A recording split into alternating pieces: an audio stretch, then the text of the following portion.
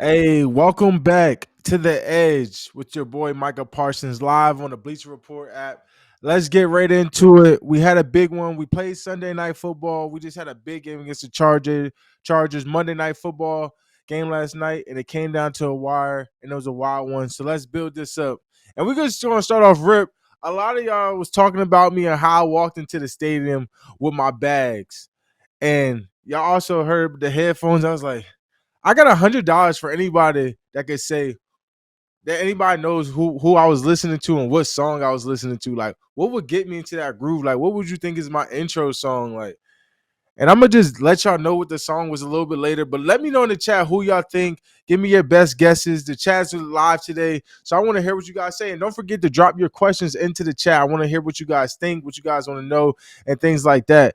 But what's all in the bags is I would say is I gotta have my Kelvy. That's basically like a contrast. It gets me hot, cold, and the other bag had the attachment in it, so I could put it one on my knee, one on my ankle. Basically, just getting me game ready. Game ready for the game before I get to the stadium, while I'm at the stadium, and things like that. I might just use heat as soon as I get to the stadium, but bringing all my necessities that I need so that way I can succeed on game day. And then obviously, I gotta have just my clothes and stuff. As y'all see, I don't really dress up too much. I'm all about just listen. I'm throwing my sweats on, I'm throwing my jacket on, and we just finna go outside and just have a brawl. That's how I always look at it, man. I ain't looking to impress nobody pregame. I ain't looking to get nobody excited. I want to know, you know, shit, let's get straight into it. Like, I want to get into business. Hey, whoever that was that said first person shooter, uh, hey, you exactly right. Cause when he dropped who to go, who to go, who to go, that's exactly where I was bumping that new Drake album. Hey, we gotta get in touch. I owe you $100 because that's exactly what it was, bro. Um, it was obviously an exciting game. Let's look at my sack in the final draft. Let's take us back to this play. What was going through my mind? So literally, we was running 4-man games. Obviously, they was sliding, chipping, things like that. And I was like, man, if we get an opportunity, we should go to a 5-man pressure. Uh, and you could see J-Ron Kurtz coming off the edge. I knew I would end up getting a one-on-one with a guy that I knew I could beat. I just hit it relentlessly. They still try to come, double team me, but I just was able to break through and get the crucial sack that we needed to help in the game. Because then, of course, my guy Gilly Lock, the man, the guy that came to help us win the Super Bowl, came over and ended the game, and that's what he do, man. Gilly Lock's a legend, Hall of Famer. And he told me when he was at the coach, he was thinking about coming over here. I got excited, but man, I'm so glad he came over here. The wisdom, the type of guy he is, bro. I couldn't be more happy to play with a guy like that.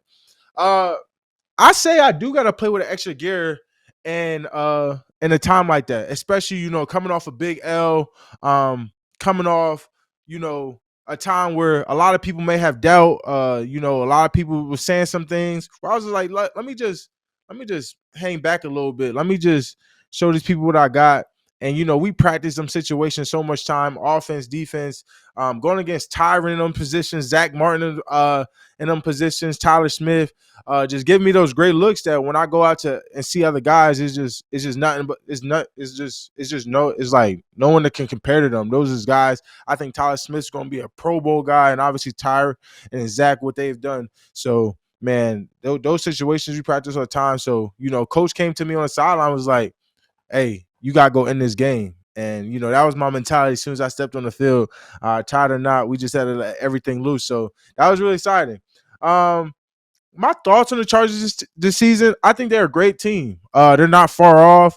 It sucks losing Mike Williams the way they did. I think you add Mike Williams with Keenan Allen, and it just changes their whole thing. Like, losing Mike Williams is so crucial. And I kind of talked about a pre-draft. Trying to get Quentin Johnson to replace Mike Williams is hard. Especially coming in the league, you got to grow. You got to learn the system. You got to learn the smart routes, things like that, to make it easier for your quarterback. But it's also hard. So losing Mike Williams is definitely tough. But I think they still have a great defense. The way that I've seen them contain our offense a little bit, but we also made some explosive plays, and we'll get more into that later. But the Chargers, they're very close away. They losing these games. They lost to the Dolphins by a small margin. They lost to us by a small margin. They're this close to being a very good team. So I think they're on their way. They're sprouting up. They're doing what they're supposed to do. Besides that, the energy was great in LA. Every time I've been to LA, it's been an amazing atmosphere. I played the Chargers my rookie year, amazing. I played the Rams my second year, been amazing. And playing the Chargers again and SoFi is amazing. They obviously have a top 3 stadium in the NFL. I mean, Cowboys Nation, I felt like that was a home game. Like y'all took over the stadium. That game was so electric. Like we all felt the energy the whole way. I mean, we see Jay-Z and LeBron at the game last night. It's kind of weird because LeBron also mentioned that he wasn't a Cowboys fan anymore. So we could take a look at that. You know, after LeBron is admitting that he's not a Cowboys fan, it's kind of weird to see him there. But LeBron said he used to be a Cowboys fan. Now he's a Cleveland fan. Listen, Bron, this is what I'm gonna say to you, bro. I feel you on that, but listen, we here. You know your boy here. I see you talk highly of me. Listen, the dogs is here, bro. Come on, Bron. Stay true to who you want to be with. You want to be with Cowboys Nation. Come back, bro. Like keep believing. Like same. I remember talking to Jay Z at the white party. He's like, man, it just seemed like y'all just not hungry no more. Well, Jay and Brown, we hungry. We coming. We still trying to grow. Keep believing. Hey, don't give up on us yet. But listen, we're going to get into Cleveland in a second. We're going to get into Cleveland in a second. Just be prepared for that. I don't want to ruin it too early, but we're getting back into Cleveland in a second. Um, but also we gotta talk about Troy Aikman's comment about him saying Jay-Z is his doppelganger. I just want to say, hold on, Troy, hold on. I don't know where you got this from, but this is so far off. This is so far off. I do not see this at all. I don't know where you could be finding this. This was actually just insane of a comment, like just completely far off. I do not see the resemblance at all. Come on, Troy. Um, just know we got to end that right now. Um, but I hadn't had a chance to see everything from last night, but I heard there was a crazy Chargers fan that's been going viral. I've been seeing her everywhere. Uh, this was actually insane. She had to be some type of fake person. Like I don't know who this came from, like where she came from. But this was a very depressing woman. Like there's just no way. Like the highs and lows in football are really crazy and one of a kind. So this was actually kind of funny to see. Um, but let's get straight into the business now. Like Chargers week done. We're going into the bye week, and we'll get more to that later. But I want to say welcome back to my guy, Cooper Kupp. Welcome back. We missed you, brother. I always said as soon as you came back with Nicole, it would be special, and you really showed that 7 receptions, pretty much a $150 and a touchdown. Cooper Kupp, welcome back. We missed you in the NFL. We missed your presence, and you show why, man. Hey, I bet your fantasy people are happy that you are back. I know that for a fact. Uh, I know that for a fact that your fantasy people are happy to be back. I'm happy to see you back. I can't wait to see you next week in AT&T Stadium. I can't wait. Bro, you're an exceptional player. You do things the right way, and it's just always amazing to see. Um, you know, I want to talk about the 49ers and the Eagles both lost last week. So now there are no more undefeated teams left. And let's just talk about those losses in depth because I want to say why they're not important. But they're very important, especially because what we talked about on this thing and how y'all portray the Dallas Cowboys and how the media portrays the Dallas Cowboys. Because I got time today, so let's get into it. And I heard Joy Taylor, I heard all the other people. They said we didn't have a significant win. They said we beat a nameless Zach Wilson or a team without Aaron Rodgers and all these things. But guess what? One thing that we did have that the Jets did have was Sauce Gardner, DJ Reed, and they were also missing a few other pieces, and they were missing Aaron Rodgers. But they beat the Eagles. But apparently the Jets aren't a significant win. They aren't a good team without Aaron Rodgers, which I said wasn't true. And I'm glad that Zach Wilson is proving people wrong. He just beat a great Eagles team. Now the Jets are 3-3. They're putting themselves in a position to say, hey, Aaron's throwing now, and we have the pull up of Aaron throwing the ball now. Let's bring that up. Aaron's throwing the ball now. If his Achilles can heal, I think that Aaron has a chance to come back in late January and have a chance to make a playoff run. If they can find a way to go 9-7 and become a 7-6 seed, or they come or 10-7, 10, like whatever it is, they have a chance for Aaron Rodgers to come back and make a run for the Super Bowl and a high playoff chance, without a doubt. But I just don't condone the bashing of Dak Prescott and the Dallas Cowboys and have the same energy for the Eagles. The Eagles were healthy. They had Jalen Hurts. They had the receiving core. They had their explosive weapon. They didn't have Lane Johnson. I will admit that they didn't have Lane Johnson. But does that make that big of a difference? Because I see my quarterback, maybe not have the red zone success, but move the ball way better than the Eagles did Sunday night.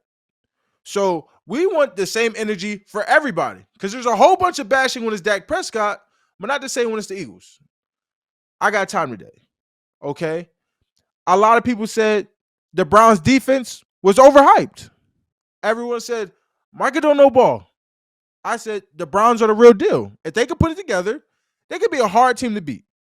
And now I can say it. We miss my guy, who we miss very much. Amari Cooper balled the hell out. Like, he could have been the dog of the week. What he did to help lead his team over the 49ers was amazing. That catch was spectacular. The Browns, and I heard a quote. Acho said this, which pissed me off. He said, I'm not worried about the 49ers. They were missing Christian McCaffrey. They were missing Deebo Samuel. This will piss me off about that, okay? They started that game. The Browns were missing Deshaun Watson. They were missing Nick Chubb. They were missing Jack Conklin. They were missing them key factors before the game even started. So why is it that we are just scrubs and we're nobodies that don't deserve to be on the field and we're just all talk, but there's 100 excuses for these other teams? Like, if y'all just gonna hate Cowboys Nation, just say y'all hate Cowboys Nation. But don't sit here and throw shade on us. Keep the same energy for everybody. That's all it is. The Browns is a good team. They are going to continue to progressing and being a great team. I don't know if we have the stat line, but bring it up. I think they gave up over 1,000, their third best in the 6-game span. It's like 1,000 some yards. I saw that statistic. Like, that's amazing defense. This Browns defense is a real deal. I said they could put it together. They have all the pieces. They have Myles Garrett. Denzel Ward. They still have Grant Delpit, Martin Emerson. Like, I'm gonna just keep going about this Browns defense that I see that a lot of people are stepping on. If their offense could get it together, they're going to be a playoff team, which I said week one. Everything I stated, I told you, I'm never going to get on this podcast and say, unlike these other analysts who don't want to do their job and just say players trash or they're bad at football, which isn't true. If you're in the NFL, you're a good football player. I'm never going to get on this and say you're bad at football, okay? Let's just put, like, these analysts are too lazy to do their job and actually look at football and look at lineups. But I will, and we're going to go through the breakdowns and do the real talking. Everything that I called since week one have not failed and has been true. And I just calling out, I just want the same energy for everybody, because people, I feel like those analysts are failing you. Okay? Now, so now we should look at the Jets now. Okay? The Jets have a chance to be a really good team. Okay? They just beat the undefeated Eagles, which people said was impossible to do. And the significant part is that I think that's great about the Jets is they lost Sauce. They lost their DJ Reed. They're without Aaron Rodgers. But they're saying if we could beat the best team, I don't know what more of a confidence booster. What was it? 3 picks, and they had a forced fumble in that game. They're saying if we could beat the best team in the NFL, which people say, right? And we're doing this without our star players, how special can we really be? And that's a significant part about adversity and the next man up mentality.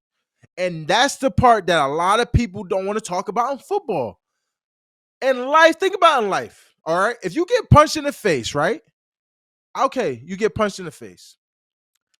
How do you react after you get punched in the face? Like if you lose your job, do you say, oh my gosh, I lost my job, like I can't move on? Or do you say, oh, I got to go start applying. I got to get back on my feet. I got to find a new job. I got to, like, that's important into how great they want to be. the leadership that's in the Jets locker room is amazing, and I'm loving to see it. Like I said, I hope the best for the Jets because everyone trashed on them. Everyone trashed on Zach. And I'm loving the turnaround. I'm loving it. Because before when we beat them, it was like they're nobodies. Who cares?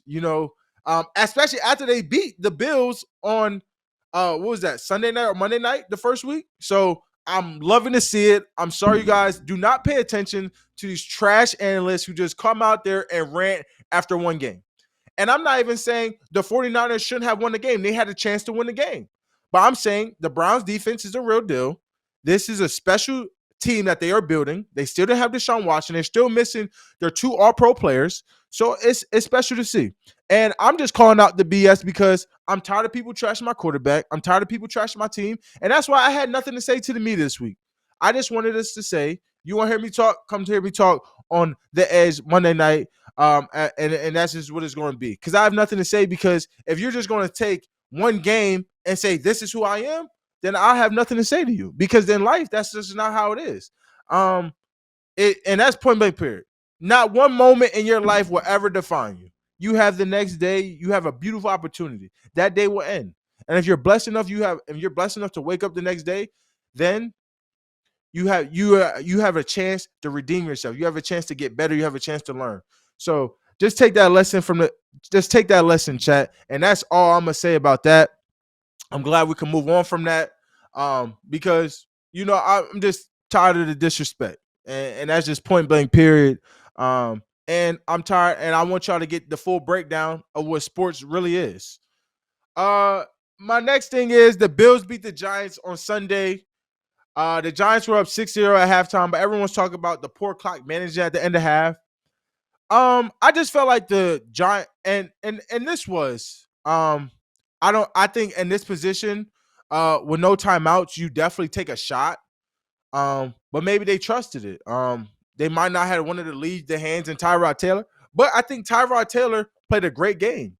And that would bring speculation like, do you leave on the back of Tyrod Taylor if Daniel Jones can return? Like, I think Tyrod Taylor can continue to win games for this Giants team. I think if y'all give him an opportunity, that Tyrod Taylor can do his thing. I don't think he is a bad quarterback. I think he's a great backup, and I think he's not far off from Daniel Jones. So, and the way he played looked way more sound and better, putting together drives.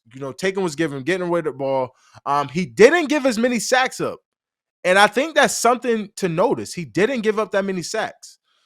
And they were still without Andrew Thomas and more. So that's something the Giants should look at. You can win games with Tyrod Taylor. And their defense stepped up big time. My reaction to play call, like I said, every offensive coordinator is different. You got guys that are aggressive. That's like, man, we got guys that's going to take a shot. But I definitely think you take a shot at the end zone. It's just not something that you just want to give up. That's 3 points that could have been crucial in that game. And you saw how that game finished. And I guess I did think that game was a PI. That game was a PI. At the end of the game, I thought Darren Waller should have got a PI. But whatever. But I want to get into a guy who I've been going back and forth with on this stream. And yes, it's been pretty hectic with this guy. And yes, we always go back and forth. And my guy, the Cheetah. I mean, he really could have been my dog of the week, but he's been doing it so consistently. It's almost like we would have to make him dog of the week every week. Tyreek Hill had another big game, 6 receptions, 163 yards, and a touchdown. And he decided to get a little jiggy with it. And he phone recorded a backflip. Like, really, bro? Like, is this what you on this year? I don't know if y'all saw that stat. He's on pace to have over 2,300 yards. He has 100 and something yards short of 1,000 yards in 6 games. Do y'all know how special that? Like, that he is just so rare in the NFL. Like, we're never going to see a Cheetah. And I don't even think y'all saw, he's already career marked 9,000 yards. This man is a legend. He has a chance to hit 10K in one season. I think he's without a doubt he's going to do it. He's going to get over 600 yards. So he's going to hit 10,000 this season. I'm putting it on him to get that. But let's hear what Shannon Sharp said about this so we could bring up this next discussion. Tyreek Hill, the most valuable non-quarterback in the NFL. Yes. he's completely changed the way the Miami Dolphins does business. Before he arrived there, the Dolphins was 27th in total offense, 22nd, and 25th. The 49ers finished 7th and 21, 5th and 22. They're 7th this year.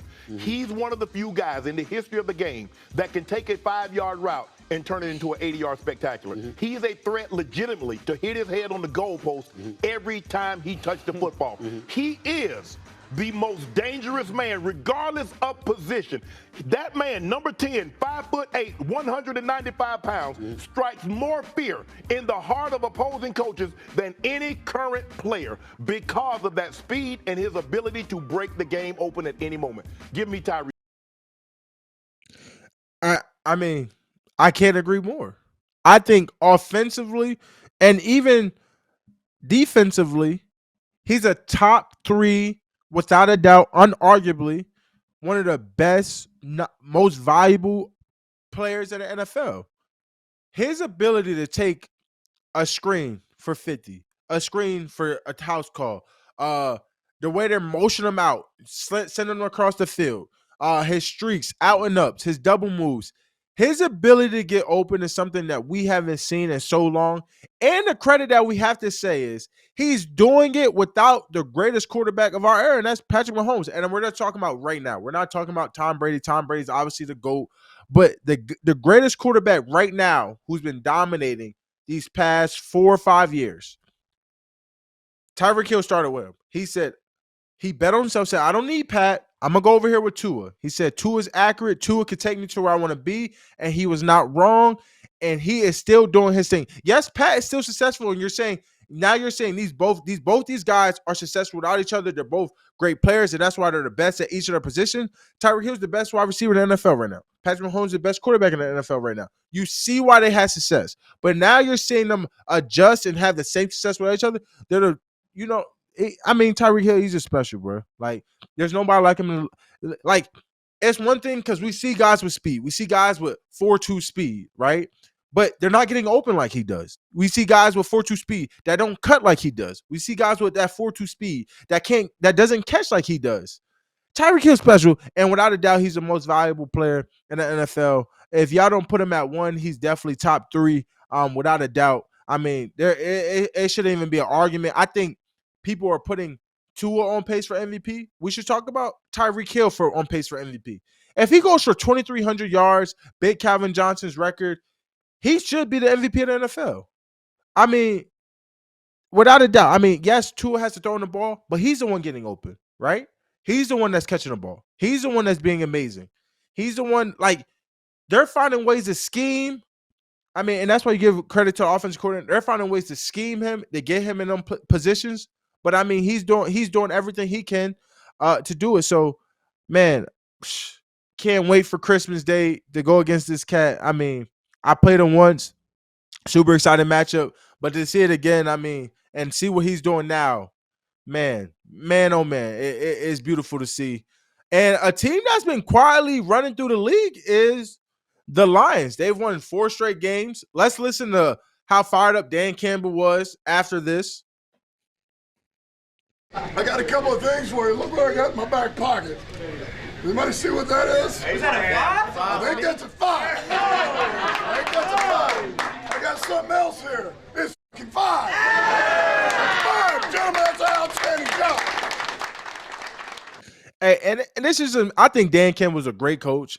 You talking about a guy who came in there and had extraordinary belief and faith to turning that organization around and doing. Last year, they were 1 game away from being a playoff team.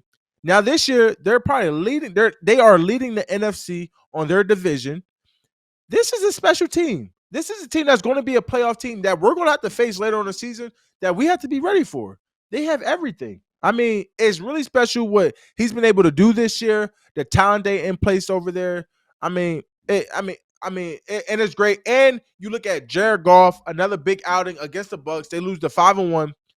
If Jared Goff a top 10 QB in the NFL, production-wise and what he's been able to do, you can argue it. But if you really break down, we have to break down every top 10 quarterback. So we can't just place top, like, it's hard. Like, I have to break down who is our top 5 QBs. I think we all know. And then you can argue for every top 10. It's very close, but the way he's been able to conquer and beat the odds and say, "Hey, the Rams got rid of me, but I have more fight in me." He reminds me a lot of Kurt, right? Two guys that people don't necessarily believe in, but are still proving people wrong. And that's what you love to see in the NFL.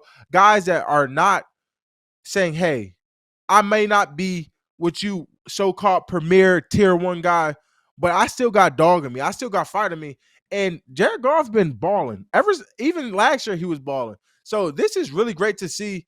I mean, keep proving people wrong, JG. I love to see it. Hey, I continue to keep progressing and be into that top 10, quarterback lane that people don't want to do, put you there. But I mean, the way you've been hooping, I mean, I don't see why they wouldn't. Jamar Chase had a 7-11 chain on this week. I mean, I don't see a guy that's not marking himself better because, like he said, he's always open.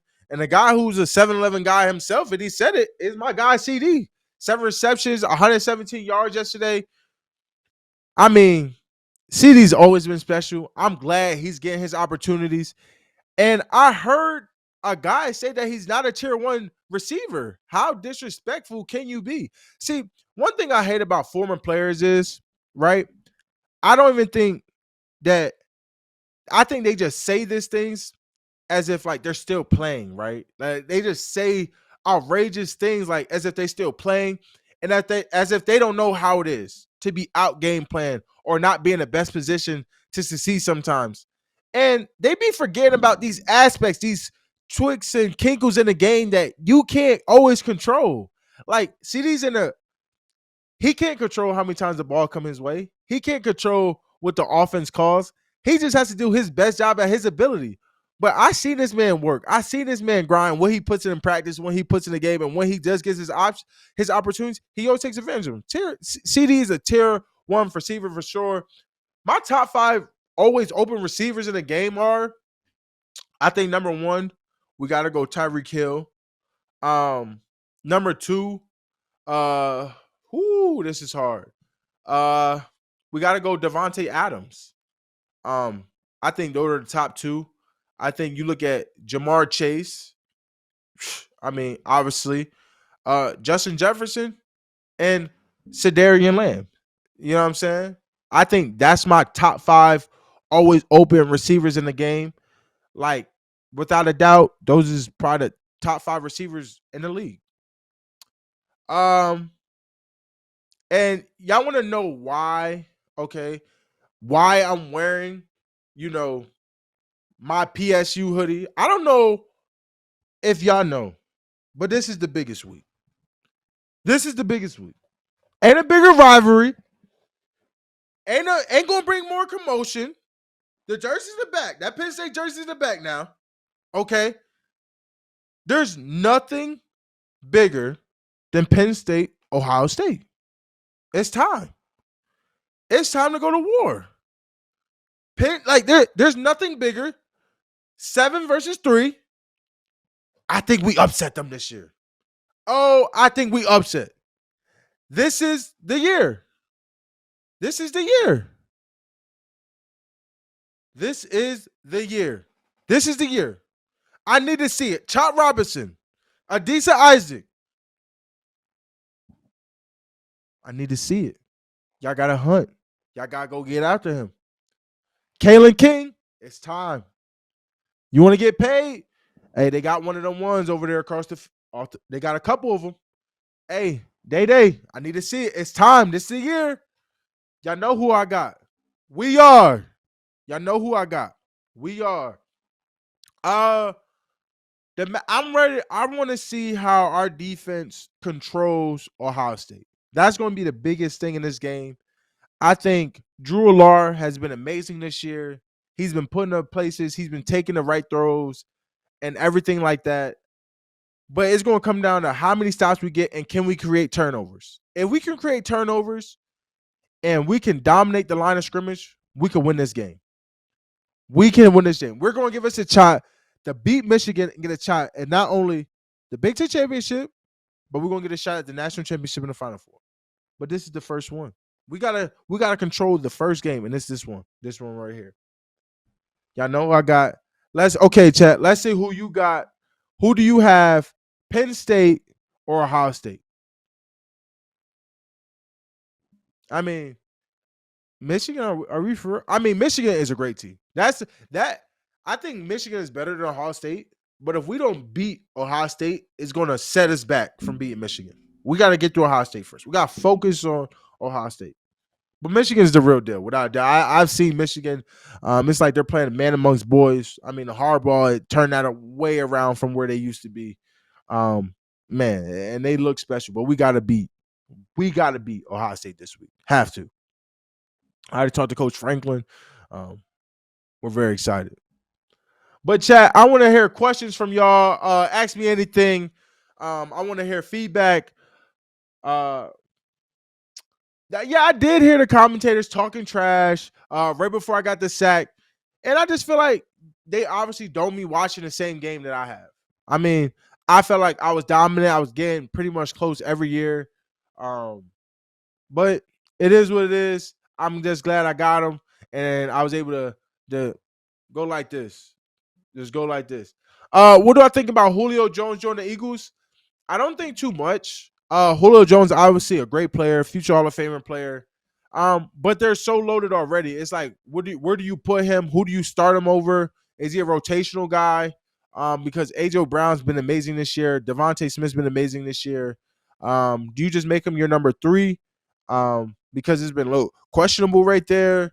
If you have Julio Jones as a number 3 receiver, you're in the right place.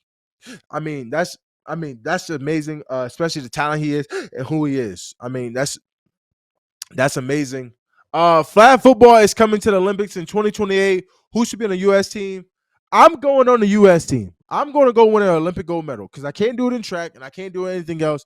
But I know I can play some flag football. I think I might be playing offense for the guys. So I'll be joining the team. I heard Tyreek said he joining, so me and Tyreek's going to start it off, and it's just going to be just like that. We're going to start it off.